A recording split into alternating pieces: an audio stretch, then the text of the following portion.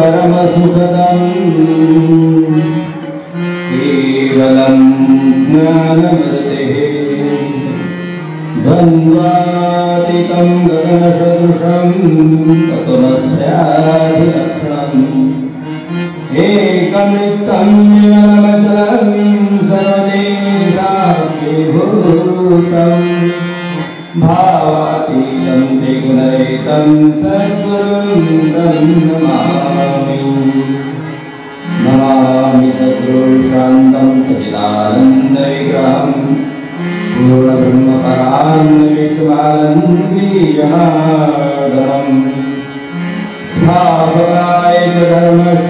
स्थापनायकधर्मस्वस्तधर्मस्वरूपिणे अवतारैष्ठाय श्रीजनार्दनाय ते नमः वन्दे बोधवैक्यं गुरुं शङ्कररूपिणं नारायणं नमस्कृत्यं नरं चैव नरोत्तमं देवी सरस्वती व्यासं ततो जयमुदीरये शुक्लां ब्रह्मविद्याचारपरमार्थं जगद्भाविनी व्यापुस्तधारिणीं वैराग्यन्दकारापां हस्तेन स्मारकमालिकामयी दत्ते पद्मासने संस्थिता वन्दे तां परमेश्वरीं भगवतीं बुद्धिप्रदां शारदाम् नमः पार्वती हर महादेव बालकृष्ण भगवान श्री गुरुदेव दत्त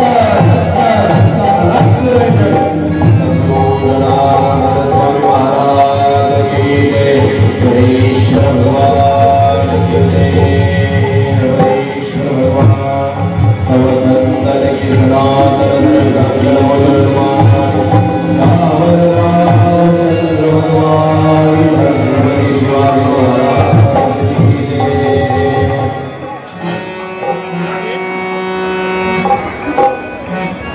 जय जनार्दन नाम सद्गुरु जय जनार्दन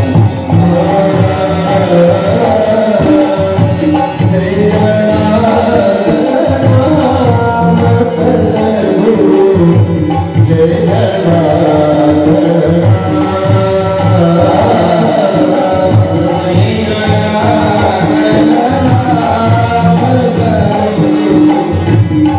जय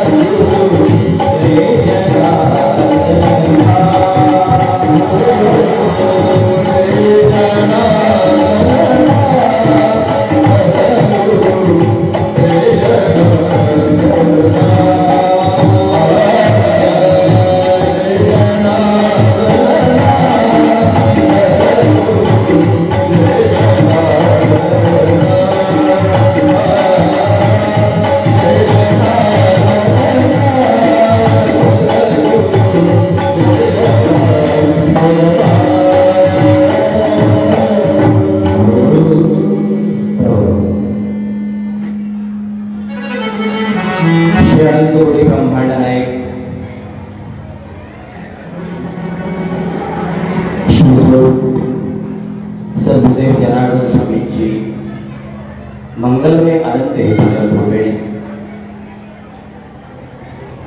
पूज्यपाद स्वामी माधवगिरी महाराजांच्या शरीराला परस्परशाने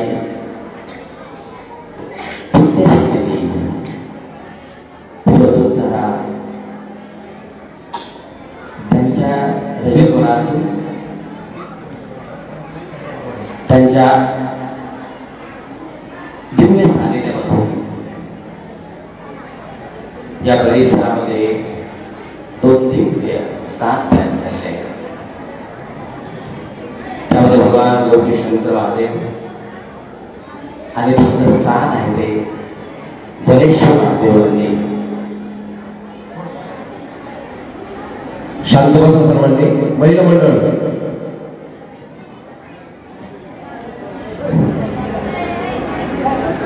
अशा दोन धामाच्या त्यामध्ये गौरीशंकर महादेवाचे ते स्थान आहे. त्या ठिकाणी परमपूज्य स्वामी ऐंशी महाराज असतात आणि जनेश्वर महादेव मंदिर या ठिकाणी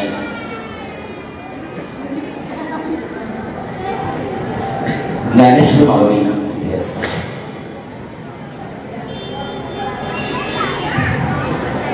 भारताच्या दिव्य सनातन संस्कृतीमधून या वैश्विक सनातन संस्कृतीमध्ये भारताचं स्थान अत्यंत आग्रही आहे. आणि या सनातन संस्कृतीमध्ये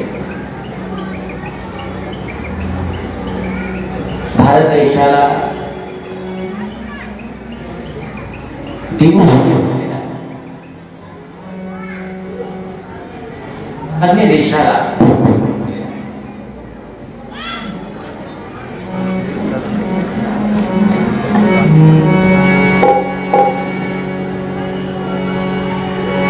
श्री राम जय जय राम, श्री राम जय राम, श्री राम जय राम, श्री राम जय राम, श्री राम जय राम.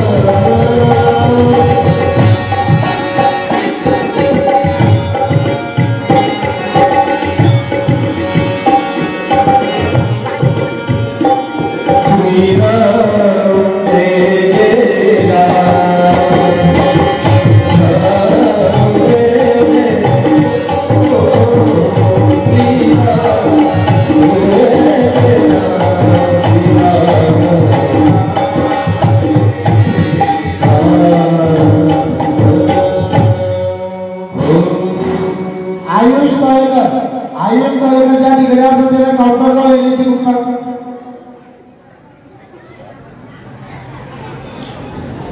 मध्यंतरी कोणी डिस्टर्ब नाही करू काय होतंय एक आम्ही तर नवीनच चालू आणि जाते फोन लावायचा तरी कोणी बोलू नका मोबाईल बंद करते काढलं भगवान जनेश्वर महादेवाच्या अनंत कृपेने आपण इथे सर्वजण इथे आलात. तुम्हा सर्वांना माता भगिनी बांधव सर्वांना या व्यासपीठावर जय जनार्दन. व्यासपीठावर उपस्थित साधू परंपरेनुसार अजान भाऊ या परिसरामध्ये आदरणीय परमपूज्य स्वामी राघवजी महाराज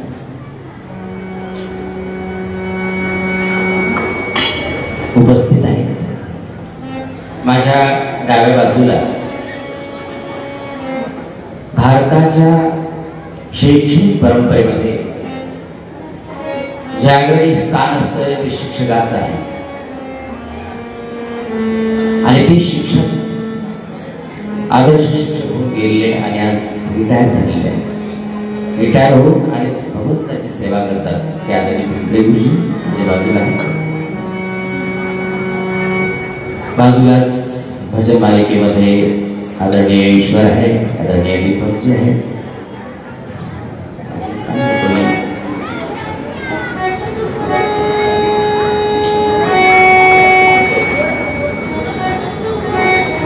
भगवान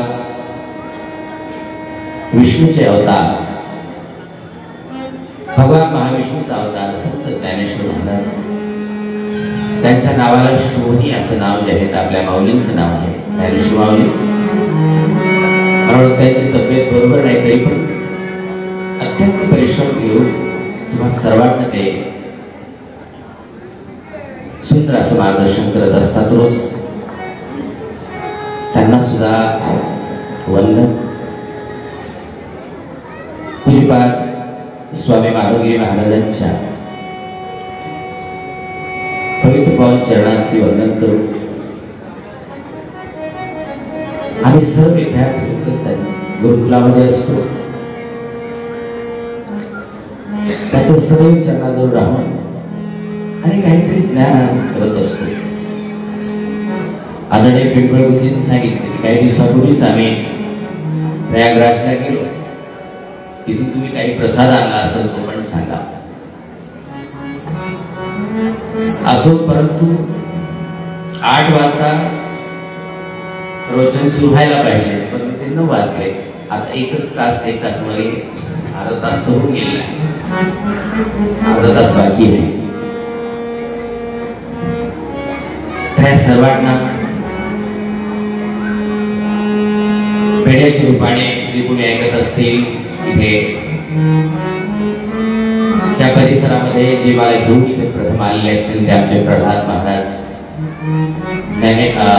मोतीराम, आमचे हे वर्गमित्र म्हणजे आश्रमात विद्यार्थी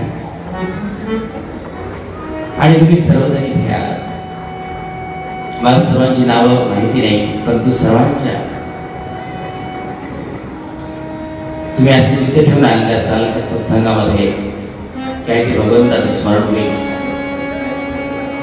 तुझं संपूर्ण विश्वामध्ये भारताचं नाव अग्रणी का घेतात कारण भारतामध्येच भगवंताचे अवतार झालेले आहेत आणि दर 12 वर्षांनी कुंभमेळा भारतामध्येच भरत असतो. यावेळेस 148 वर्ष झाले असं म्हणतात कुंभाला आणि तो महाकुंभ नव्हे तर अमृतकुंभ म्हटलेला आहे. आणि अशा कुंभामध्ये पूज्यपाद स्वामी माधवगिरी महाराजांनी ते स्वतः नाही परंतु आम्ही ज्यावेळेस तिथे पोहोचलो त्यावेळेस स्वामीजी दिवसात 2-3 फोन करायचे. पूज्यपाद स्वामींनी नारळ आणि विभूती आदरणीय परमपूज्य स्वामी श्रवणगी महाराजांकडे दिली. किती छान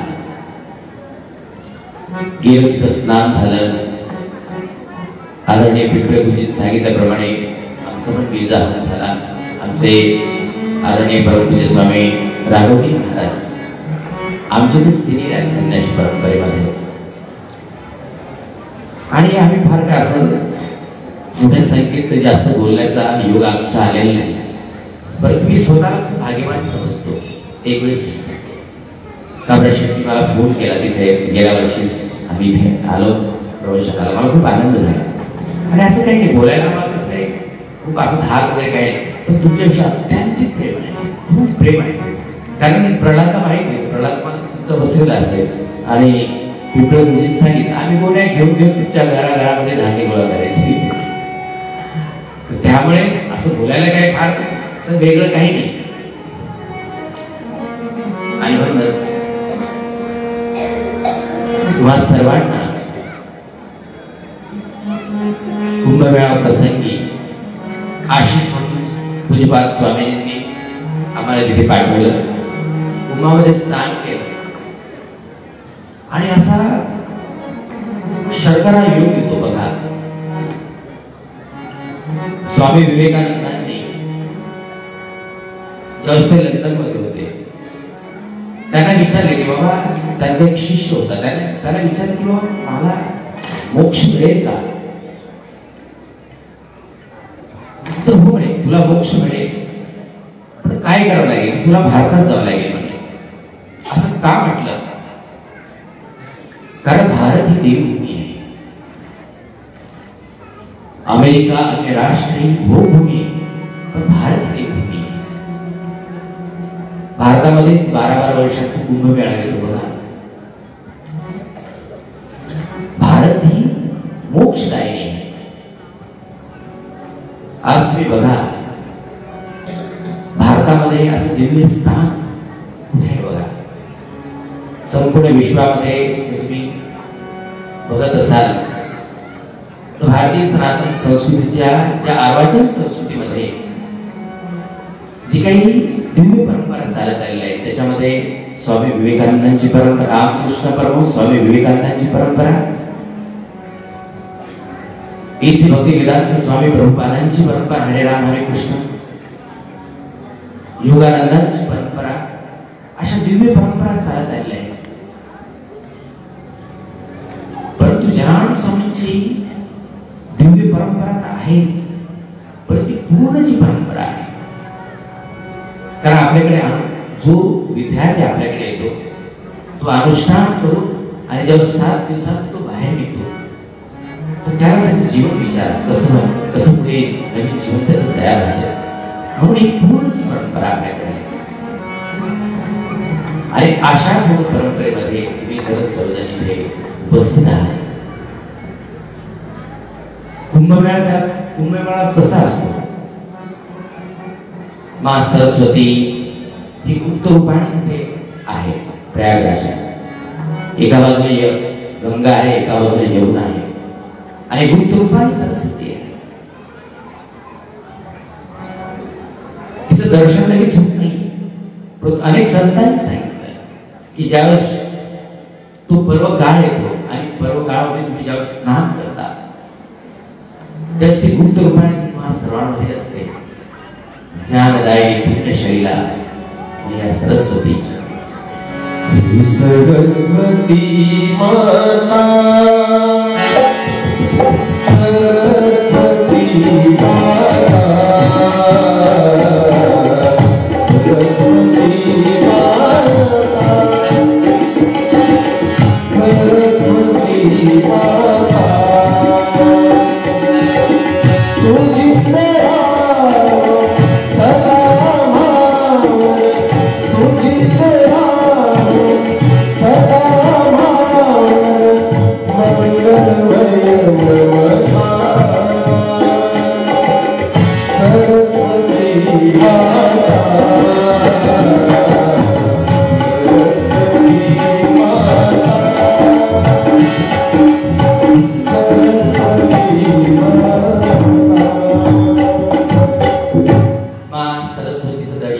ज्यावेळेस मनुष्याला होतंय, एक तर दर्शन केव्हा होतंय, तुम्ही अशा सद्गुरूच्या सानिध्यामध्ये येता, महापुरुषांच्या सानिध्यामध्ये त्यांचे चरण रजतनामध्ये. मग अशी जेव्हा उल्लेख केला पूज्यपाद स्वामींच्या चरण रजतनाने, इव्हन त्यांच्या सानिध्यामध्ये दूर सुंदर असं स्थान तयार झालेलं आहे. आणि अशा सत्संगामध्ये ज्ञान तुम्हाला मिळत असतं. तीच ज्ञान तीच सरस्वती मैया असते, गुरुदेवांचे चरण पादुका. आणि कुंभमेळा काय, तीच ते संपूर्ण योग आम्ही सर्वजण जातात. आणि तुम्हाला कुंभमेळ्याचा प्रसंग माहितीच आहे. सूर असो जेव्हा समुद्र मंथन तयार झालं, समुद्र मंथन आतच सगळे रत्न बाहेर आले आणि धर्मोत्तरी अमृत कलश घेऊन बाहेर आले.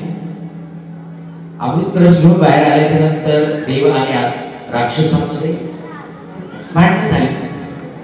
आणि भांडण होता होता ते 4 थेंब त्या पृथ्वीवरती पडले.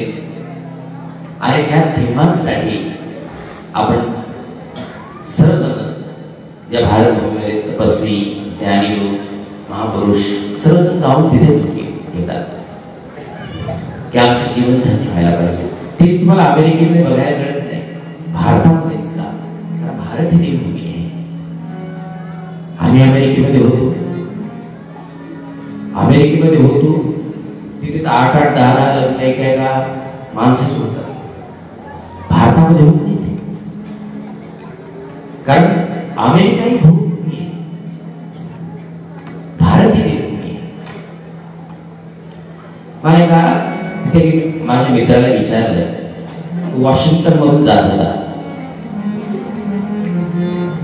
तू जात होता तर त्याच्या डोक्यावरती कॅप होती, हॅट अशी कॅप असते ना, ऊन लागतं म्हणून अशी मोठी कॅप, आणि उघडच शर्ट उघडा होता, फक्त पॅन्ट होती आणि हातामध्ये छोटा एक चाबूक होता. आणि अमेरिकेमध्ये हे डुकर आणि उंदर सफेद असतात, तर ते उंदीर त्यांनी खाण्याची ठेवलं होतं आणि रस्त्याने जात होतं. जाता जाता जाता जाता जो त्याला हसला तर त्याला जाऊन तो चावूक मारायचा.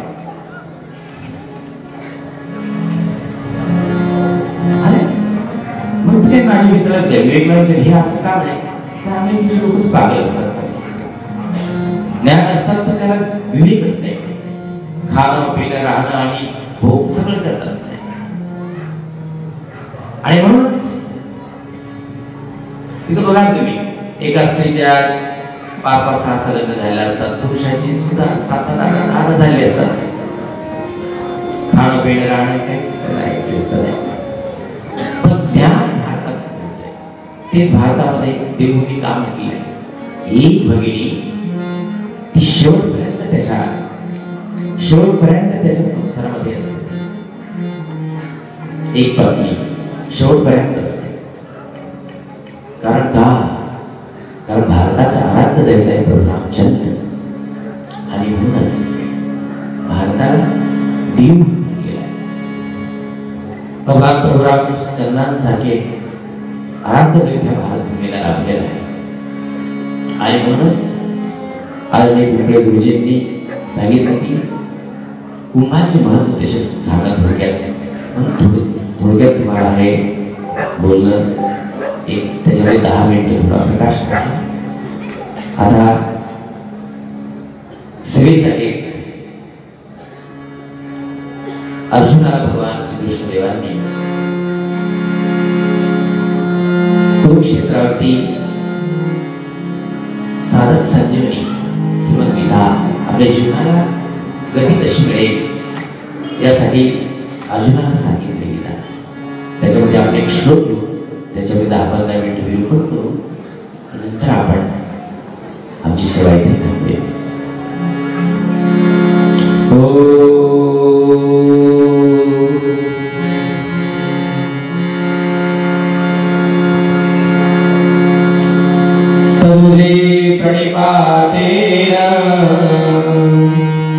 परिप्रश्नेन सेवया उपदेक्षन्ति ते ज्ञानम् ज्ञानैस्तत्त्वदर्शनम्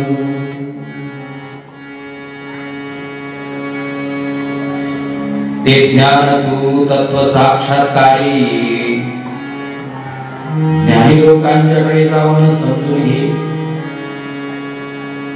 त्यांना साष्टांग नमस्कार केल्याने त्याची सेवा केल्याने आणि निष्कपटपणे सरळ मनाने त्यांना प्रश्न विचारल्याने परमात्मा तत्व उत्तम रीतीने जाणणारे आणि ज्ञानी महात्मे तुला त्या तत्वज्ञानाचा उपदेश करते श्री कृष्ण गोविंद हरे मुरारे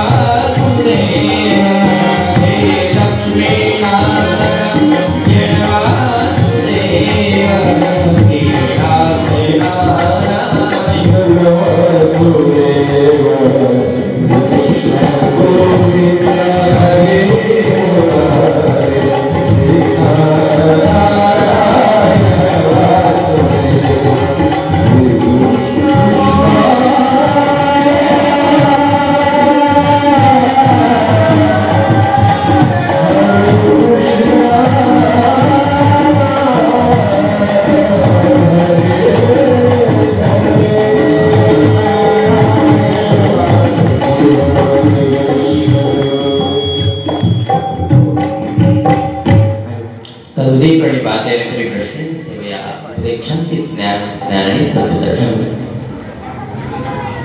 सद्गुरुदेव जनार्दन स्वामींची पदस्पर्शाने एवं पूज्यपाद स्वामीजींच्या दिव्य नजरेमधूनच त्यांच्या चरणामधूनच ज्ञान ग्रहण आणि या श्लोकावरती चिंतन 5-10 मिनिट करूया. ज्यांनी ह्या पृथ्वीवरती अधिराज्य स्थापित केलेलं आहे असे तत्वदर्शी महापुरुष त्यांचे कोणी ते गुरु राहिलेले आहे. श्रीमंत योगी छत्रपती शिवाजी महाराज त्यांचे गुरुदेव कोण असते तुम्हाला माहित असते. समर्थ रामदास स्वामी अनेक महापुरुष जेवढे या पृथ्वीवरती होऊन गेले त्या महापुरुषांचं कोणीतरी व्यर्थ महापुरुष हे गुरुस्थानी आहे. आणि आपल्या जीवनाला जर संजीवनी द्यायची असेल तर अशा महापुरुषांच्या दिव्य सानिध्यामध्ये जाऊनच आपण त्यांना आपली व्यथा किंवा आपली सेवा दिली पाहिजे. कारण भगवंताने म्हटलेलं आहे की तू जेव्हा मला शरण येशील, भगवान श्रीकृष्ण परब्रह्म परमात्म्याने अर्जुनाला संपूर्ण गीता सांगितली. पहिल्या श्लोकापासून तर शेवटपर्यंत तो शेवटी आला. पहिला श्लोक काय आहे गुरुजी? गीतेचा पहिला श्लोक काय आहे? संजय वाच धर्मक्षेत्रे कुरुक्षेत्रे समवेतायोत्सवः मामकः पांडवश्चैव किम कुर्वन्त संजय.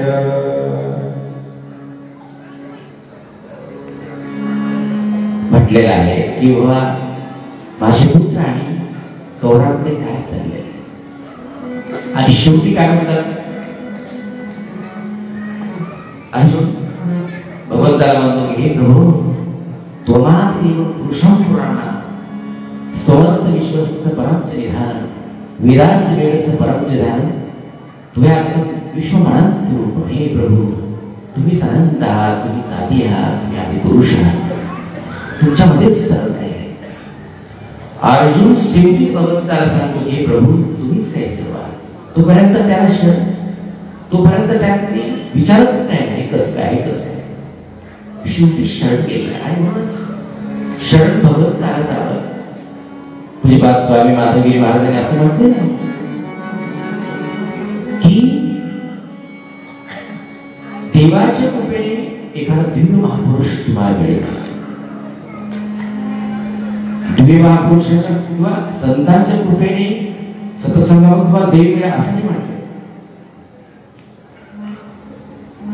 तुमच्या भक्तीनुसार, तुमच्या देवाच्या, तुमच्या श्रद्धेनुसार तुमच्या जीवनामध्ये एखादा दिव्य महापुरुष मिळेल.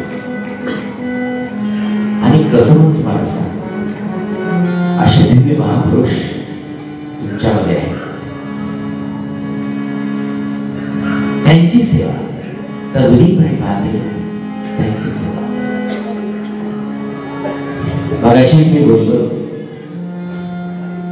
की या भारतामध्ये जेवढी काही संस्कृती आहे त्या संस्कृतीमध्ये दिव्य महापुरुषांनी संत होऊन गेले. संत गाडगेबाबा, संत गजानन महाराज, अनेक संत होऊन गेले महाराष्ट्रामध्ये.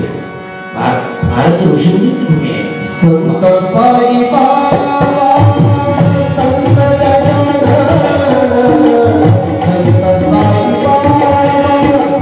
संत गजानन, तुम्हाला हे पाठीशी स्वामी जनार्दन, होया भक्ताचा माझा सखा पांडुरंग, होया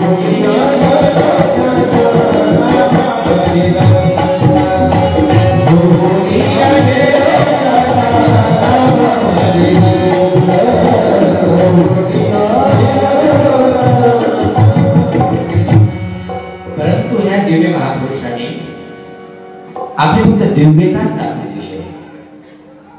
परंतु संत सद्गुरू जनार्दन स्वामींनी गुरु शिष्य परंपरा काढली. त्या गुरु शिष्य परंपरेमध्ये तुम्ही आणि तुमचं किती म्हणून आम्ही गुणगान गाऊ. अशा दिव्य महापुरुषाच्या सानिध्यामध्ये यायलाच आपल्याला भाग्य लागते. आणि जसं मगाशी म्हटलं, स्वामी विवेकानंदांना त्याच्या शिष्याने विचारलं की माझं कल्याण कसं होईल, तर स्वामी विवेकानंदांनी सांगितलं की तुला भारतामध्ये जावं लागेल. कारण भारतामध्ये भगवंताचे अवतार आविष्कार होतात आणि कुंभमेळासारखे प्रकार केवळ भारतातच होतात, म्हणजे अमेरिकेमध्ये आहे.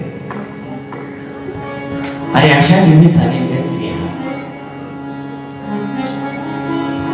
भगवान प्रभू रामचंद्रांच्या भारतवर्षामध्ये आम्हाला अयोध्येला जायला संधी मिळाली. त्यांच्या प्राणप्रतिष्ठेमध्ये भगवान प्रभू रामचंद्र अयोध्येत विराजमान तर झाले, पण त्यांचा भक्त सम्राट त्याला तुम्ही उद्या विराजमान करतायत. एक छोटीशी कथा आहे त्याच्यामध्ये, ती इंग्लिश मध्ये आहे. ती कथा ब्रिटिश रायटर आहेत, ऑक्सफोर्ड विद्यापीठाचे प्रोफेसर. त्या पुस्तकाचं नाव आहे, इंग्लिश मध्ये लिहिलं आणि ब्रिटिश कालखंडामध्ये हनुमंताची कथा लिहिली आहे. इंग्लिश मध्ये ती कथा, त्याला त्या पुस्तकाचं नाव आहे Hanuman takes the message of divine monkey. लेखकाचं नाव आहे फिलिप्स ल्युडगॅन्डॉर्फ. इथं बरीच शिकणारी मुलं पण आहे, मुली पण आहेत. तुम्हाला इंग्लिश सर्वच बोलतात. इंग्लिश मध्ये ती कथा आहे, Hanuman tells the message of divine monkey. म्हणजे मारुतीरायाचा प्रभाव काय आहे हे तुम्हाला मी 5 मिनिटात सांगणार आहे. तर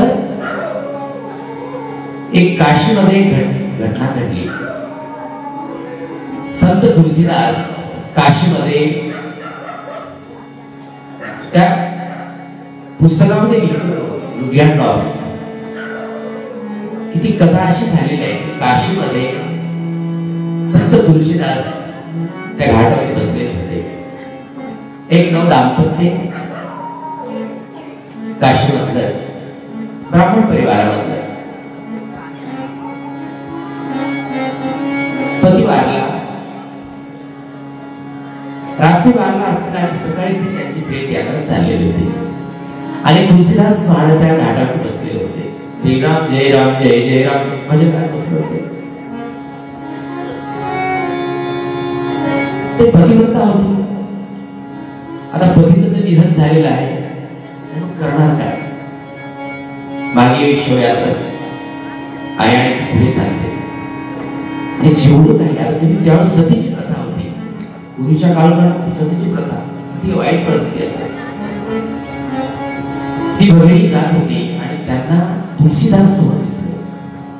तुलसीदास ते बघितले जात होते, पण तिला अशी श्रद्धा झाली की देवाने हा असं मला हे असं तयार झालं तर कोणीतरी साधूंची कृपा दृष्टी आपल्याकडे होईल. नमो नारायण माऊली. साधूची कृपा होईल म्हणून ती माऊली तिथे गेली आणि संत तुलसीदासांना प्रणाम केला. प्रणाम गुरुवारी तुलसीदासांनी सांगितलं नमो नारायण त्यांनी केलं. आणि तुलसीदासांनी त्यांनी असं सांगितलं की आता शेवट आहे म्हणे, आम्ही चाललोय आता, तुमचा आशीर्वाद काय थोडाफार आम्हाला मिळावा म्हणून आम्ही आलो. ठीक आहे म्हणे. तुलसीदासांनी बघितलं ते त्याकडे घेऊन चालले. देवाला प्रार्थना करून काय होईल आणि ती पुढे चालली. बस तुलसीदासांचं श्रीराम जय राम जय जय राम, श्रीराम जय राम जय जय राम, श्रीराम जय राम जय जय राम, श्रीराम जय राम जय जय राम, श्रीराम जय राम जय जय राम, श्रीराम जय राम जय जय राम, श्रीराम जय राम जय जय राम, श्रीराम जय राम जय जय राम, श्रीराम जय राम जय जय राम, श्रीराम जय राम जय जय राम, श्रीराम जय राम जय जय राम.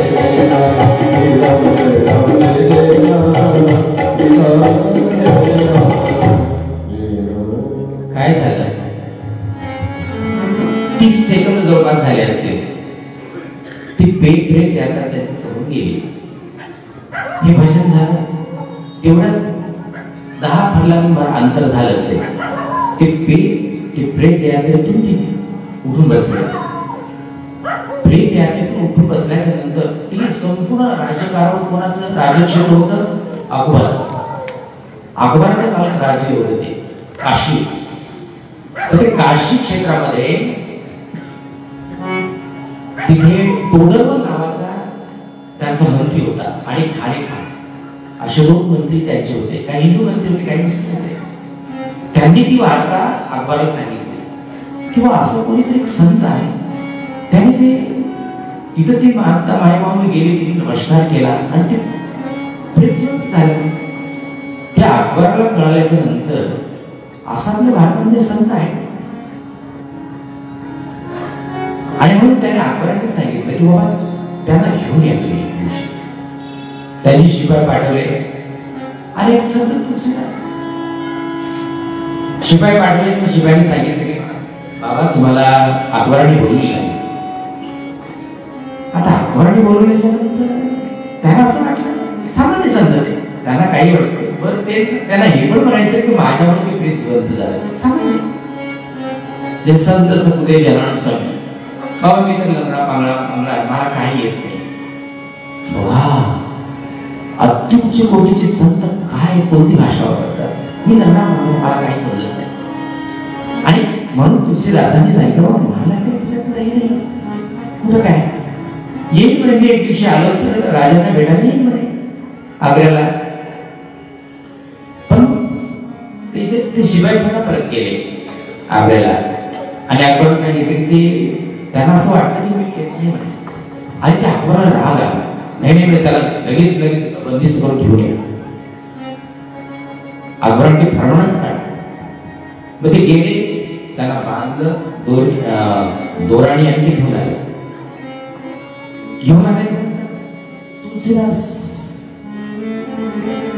तिथे दरबारला का मी प्रेत करतात.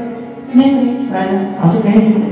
तिथं साधू माणूस आहे, देवाचं भजन करत राहतो असं काही नाही. श्रीराम जय राम जय जय राम भजन करतो. नाही तुम्ही म्हणजे जीवन देखील उठून दाखवा म्हणे. आणि त्याच्या राज्यामध्ये कुणी मरण चालेल चालूच होतं. मोठं राज्य चालू होतं आपलं राज्य. नाही हा खोटं बोलतो म्हणे. मग अकबराने सांगितलं याला असं करा, बंदिस्थानामध्ये टाकून द्या. निराकार बंदिस्थानामध्ये टाकले. आता ब्रह्मज्ञानी संत तुलसीदास त्यांना जेलमध्ये टाकून दिला अकबराने. अकबराने जेलमध्ये टाकल्याच्या नंतर समजा फकीरी जीवन आहे. जेलमध्ये सुद्धा ते स्वर्ग बनू शकतात. पण त्यांनी असं वाटलं इथं काय एक टाइमच जेवण तर मला मिळेल, मग काहीतरी आपण लिखाण करूया. मग तुलसीदासांनी काय केलं, वही पेन त्याच्याकडे होतीच. त्यांनी पहिली पंक्ती सुरुवात केली. श्री गुरु चरण सरोज रज निज मन मुकुर सुधारी वर्णव रघुवर विमल जश दूधाय कुफलचारी. तुलसीदासांनी पहिली पंक्ती लिहिली आणि पहिली पंक्ती लिहिल्याच्या नंतर ते शेवटपर्यंत 40व्या दिवशी त्यांनी शेवट केला. शेवट व्हायला होता 40व्या दिवशी. 40 दिवस झाले आणि 40व्या दिवशी एवढे वानर आले तिथे त्या फतेपूर शिकलीमध्ये. कुठे? आग्र्याला. त्या फतेपूर शिकलीमध्ये जेलमध्ये कुठे ठेवले तुलसीदासांना. एवढे महाकाय वानर आले. आता तुम्हाला कल्पना आहे वानर कसे असते. प्रभू रामचंद्राने ज्यावेळेस तिथे ती सेतू बांधलेला होता, महाकाय तिथे ते पहाड भयानक पहाड उचलून आणायचे ते वानर. कारण वानरांकडे 2 विद्या असतात, महत्वाच्या विद्या, अनिमा आणि लघिमा. अनिमा म्हणजे अत्यंत छोट होतं, मुंगीसारखी पेक्षा छोट. लघिमा म्हणजे बहुत काळ शरीर होतं. अशी त्यांची विद्या. तर त्या प्रकारे आणि म्हणून अशा प्रकारची वारं इथे आली. त्या अकबराच्या घरामध्ये शिरले, तोडफोड कर, बंगला तोड, ती उद्ध्वस्त कर. एवढे वारं आल्याच्या नंतर ते मुस्लिम हाफिज नावाचा तिथला एक मौलवी, त्याला वाटलं काहीतरी गडबड राजाने केली. कारण जसं राजाचे कोणीतरी राजगुरू असतात मार्गदर्शन करणारे, तसं ते अकबराचा हाफिजने सांगितलं की तुझ्याकडून काहीतरी गलती झाली अकबराला. हे सगळं काय होते झालं, सगळी एवढी महान आपल्या राज्यामध्ये कुछ गलती झाली.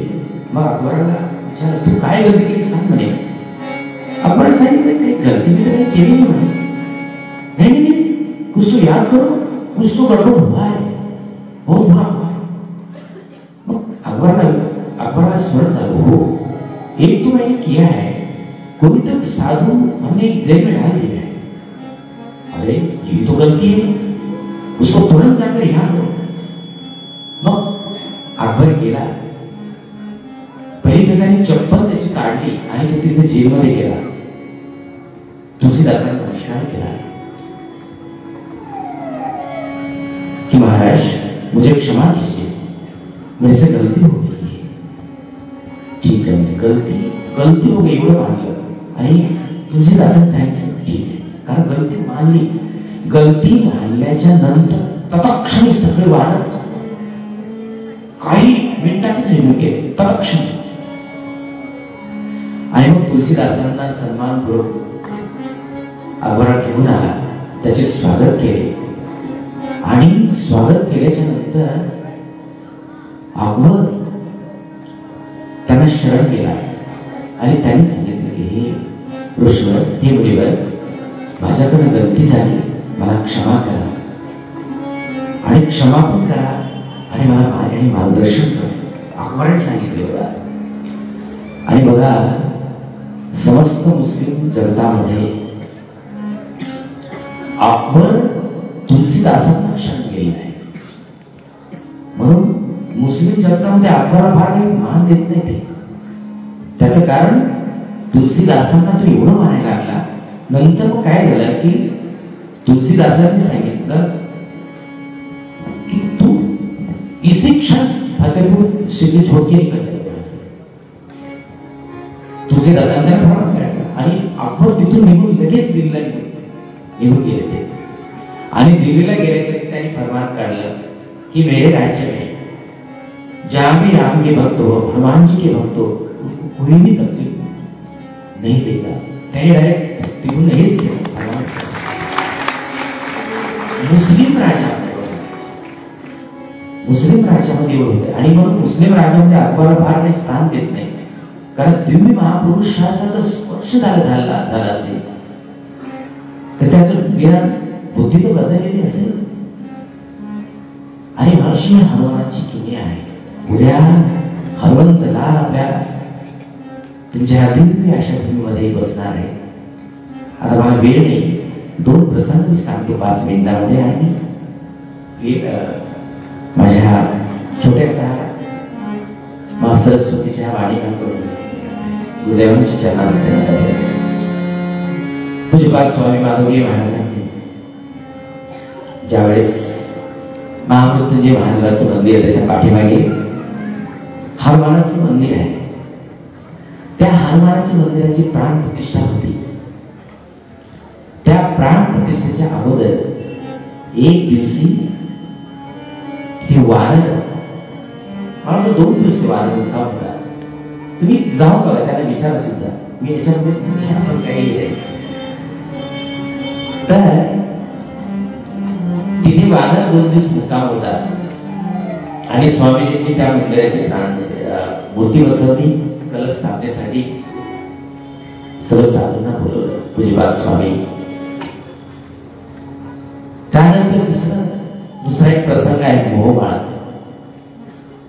पूज्यपाद स्वामीजी नेहमी प्रवचनावर म्हणत असतात मोहमाळ आदिवासी परिसर असं मी ऐकलेलं असेल. तर त्या मोहमाळ ठिकाणी भावेश्वर महादेव मंदिरामध्ये एका बाजूला सद्गुरुदेव जनार्दन स्वामींची मूर्ती आहे आणि एका बाजूला मारुतीरायाची मूर्ती आहे.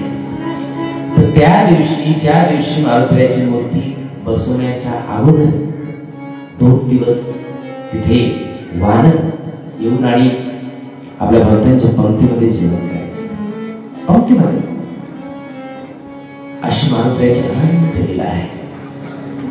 आता मग ते कोणाच्या सानिध्यात होते, कोणाच्या अध्यक्षतेखाली होते? पूज्यपाद स्वामीजींच्या. कोण आहे ते? बाबा आम्ही तर काय जनार्दन स्वामीला पाहिलं नाही. आम्ही तरी पूज्य स्वामी राघोजी महाराजांना पाहिलं नाही. आम्ही जनार्दन स्वामीला पाहिलं नाही. मग आम्ही जनार्दन स्वामी पाहिलं तर मग स्वामीजी म्हणतात की बाबा ज्याने जनार्दन स्वामी पाहिले ते भाग्यवान. ज्याने नाही पाहिलं असतील मग ते कोण म्हणे? ते स्वामी अति भाग्यवान होते. आम्हाला खूप गर्व वाटलं. आणि म्हणूनच जनार्दन स्वामीच्या ठिकाणी आज बघा पूज्यपाद स्वामीजी किती आपल्यामध्ये बघा आपल्यामध्ये येतात, सर्व ठिकाणी भेटतात. आणि या पृथ्वीवरती असं म्हटलेलं आहे की सद्गुरु वेश बदल के परमात्मा तत्व इस पृथ्वी पर रहता है.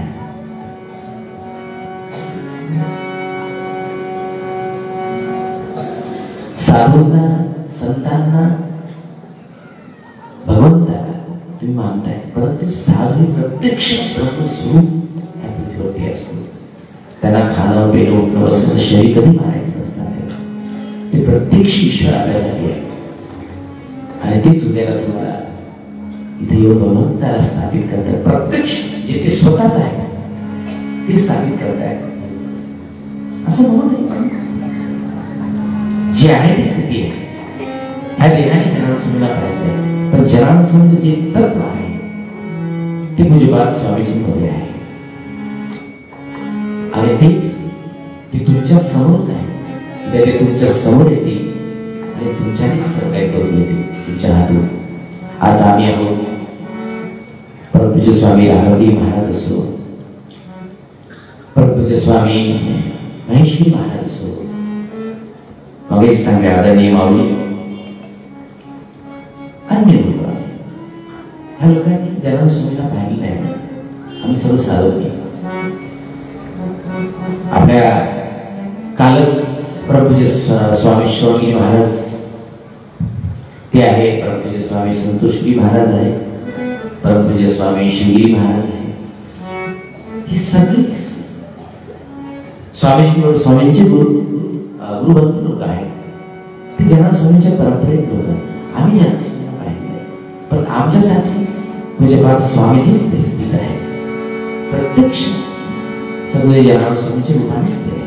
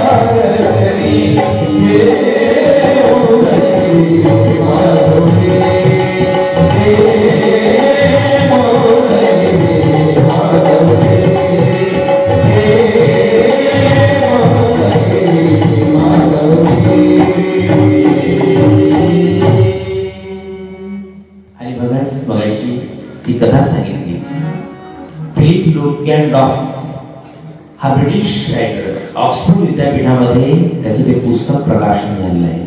ब्रिटिश कालखंडामध्ये बघा त्यांनी हनुमंतलाची कथा लिहिली आणि ह्या भारतवर्षामध्ये त्याला वाल्मिकी अवॉर्ड मिळाला. वाल्मिकी अवॉर्ड मिळाला. जसं आपल्याकडे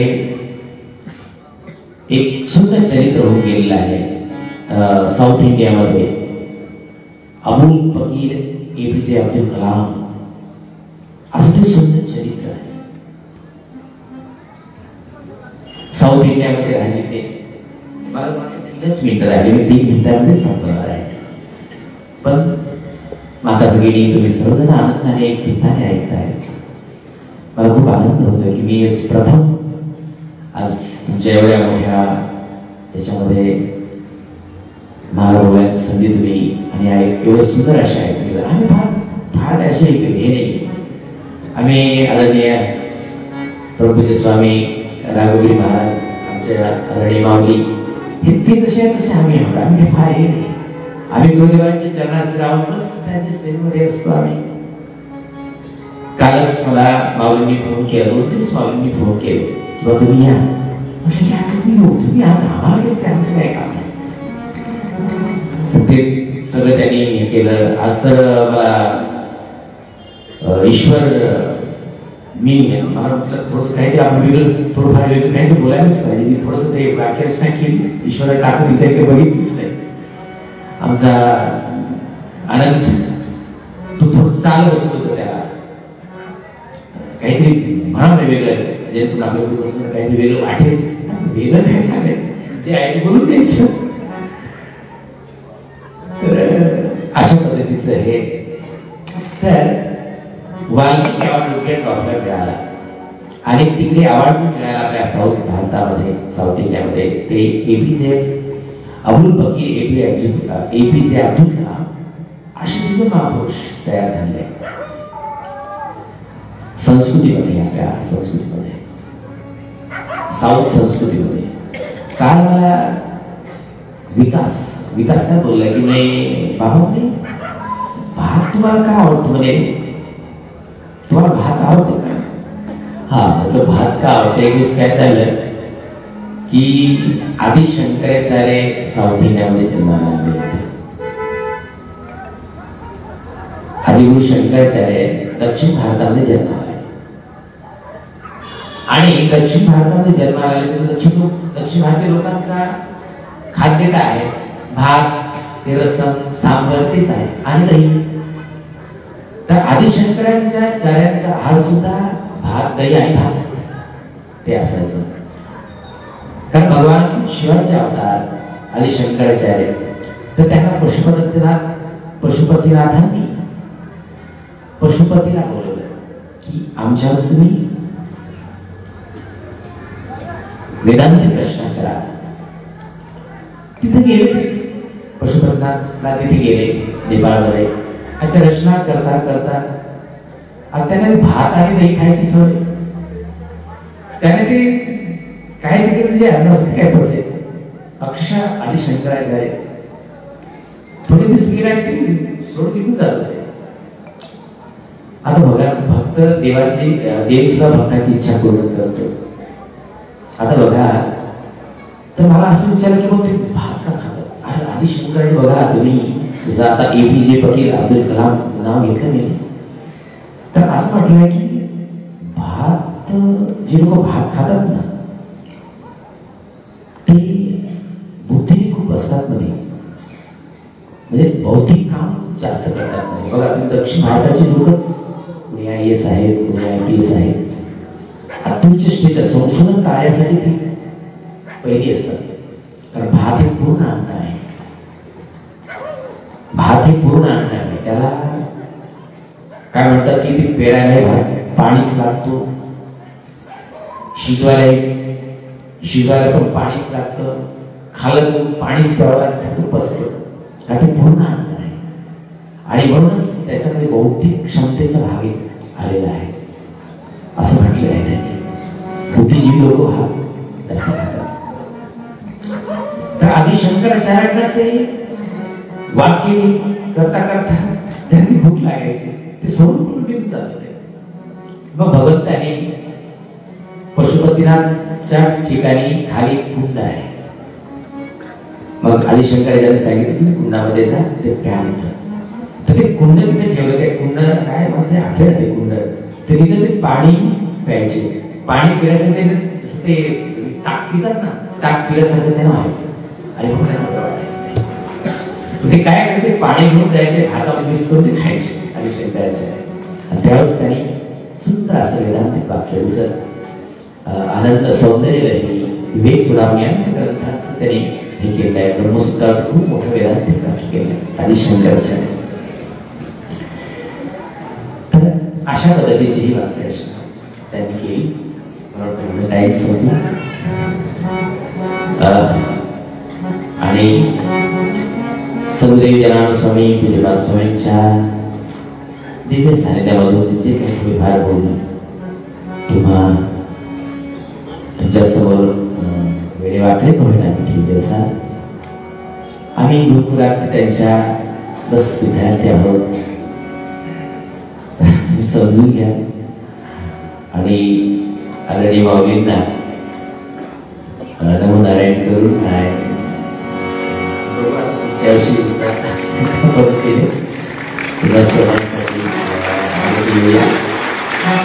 आणि खूप मला चांगलं वाटलं की तर त्या कोडरला विचारलं की you have written this book. इंग्लिशमध्ये त्याला विचारलं, त्याला भारताने वाल्मिक अवॉर्ड दिला, त्याने हनुमंताची कथा लिहिली, दिव्य कथा लिहिली. तर त्याने सांगितलं डिवाइन सायन्स, भारत ही योग भूमी आहे. ह्या भारत योग भूमीचा मी अत्यंत अभ्यास केला आहे. इंग्लिश मध्ये तुम्हाला समजत येते. तर त्याचा अभ्यास करून मी अक्षरशः या भारताला समर्पित झालो. माझे संपूर्ण मी भारत देशाला समर्पण केलं. ही माझी बौद्धिक क्षमता. आणि म्हणूनच ह्या भारताचा वेदांताचा अभ्यास करून माझं जीवन बदल केलं. आणि म्हणूनच प्रत्यक्ष ह्या भारतामध्ये देव राहतो हे त्यांनी मान्य केलं. अशा भारतभूमीमध्ये असे महापुरुष जन्माला येतात. झालेली सेवा गुरुदेवांच्या चरणासेवा गुरुदेव तुम्हारी जय हो.